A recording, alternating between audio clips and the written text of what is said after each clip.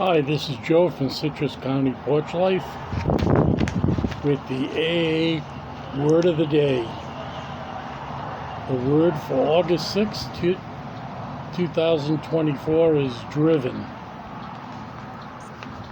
And this is the quote. It's from Alcoholics Anonymous, the big book, the blue book, page 62. Driven by 100 forms of fear, self-delusion, self-seeking, and self-pity, we step on the toes of our fellows and they retaliate. This is the reflection. My selfishness was the driving force behind my drinking. I drank to celebrate success and I drank to drown my sorrows. Humility is the answer. I learned to turn my will and my life over to the care of God. My sponsor tells me that service keeps me sober. Today I ask myself, have I sought knowledge of God's will for me? Have I done service for my AA group? These selections that they pick out are usually very, very good.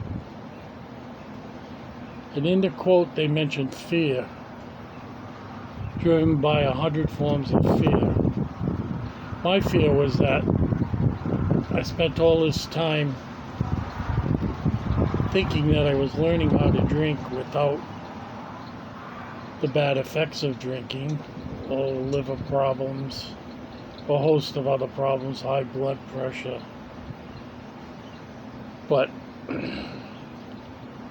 I often thought, am I killing myself? Do I really have the answer? And of course I didn't. You cannot safely drink a case of Miller Lite 16-ounce cans every day. You just can't do it. And self-delusion. Well, I think that my planning, my reading up, everything that I could find on alcoholism, talking to people that were alcoholics, talking to my relatives that were alcoholics, and thinking that I could do better than them. That everything else I put all my heart into, academics, sports, I did very well. Well, with drinking, I could do the same thing. I deluded myself for many years.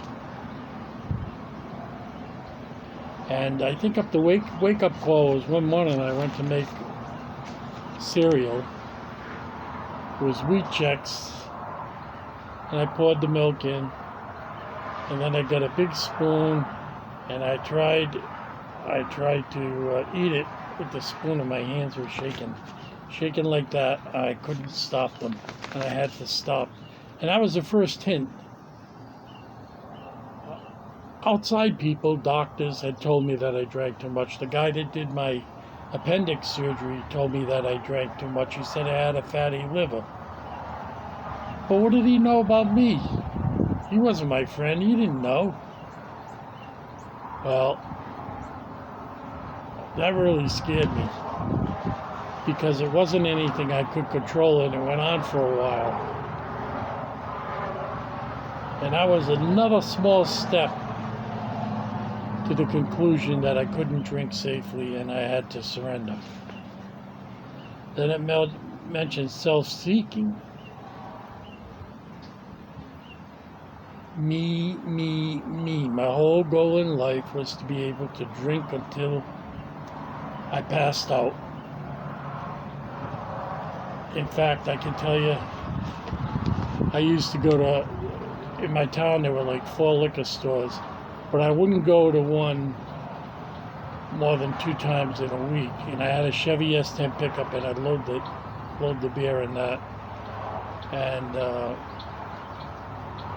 because I didn't want them to think I drank too much. I'm sure they didn't care. They were going to make money on whoever came in and bought that case of beer.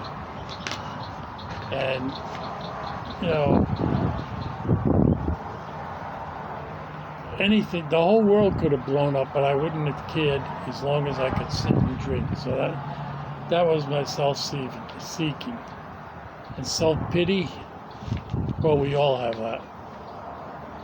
If you only knew how poor I was as a kid, what living in the projects was like, with not having anything.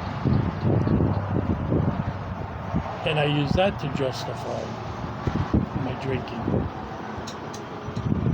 Constantly justifying. I made a list of all the things I accomplished. How could a drunk accomplish this much?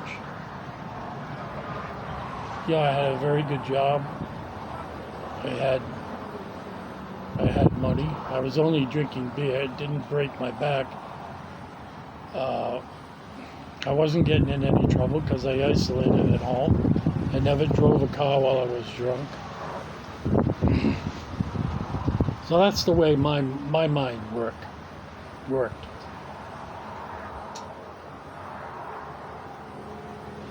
And here it says, humility is the answer. Turning our life and our will over to the care of God. And that's the turning point for myself, and I imagine many other people.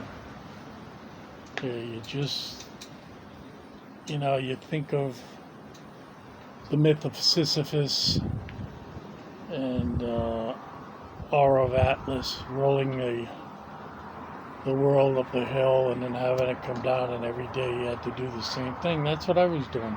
There wasn't much change in my routine. I worked third shift. I got home. I started drinking as soon as I got home, which was about 7:30. And I'd drink till I passed out, which usually was around 5 o'clock. And I'd get up and go to work and do the same thing over. So that was my story. And my first meeting, I heard a guy that gave the same story down to the shift he worked. And that's why I kept coming back. So it's important to share your story, because if you got a group of maybe 100 people, there's someone with a story just like yours. And if you can learn to relate rather than compare, you'll be on your way to surrender. The storm is on its way out, although we're getting the last of the rain bands from Hurricane Debbie. I can see it's going to start raining again.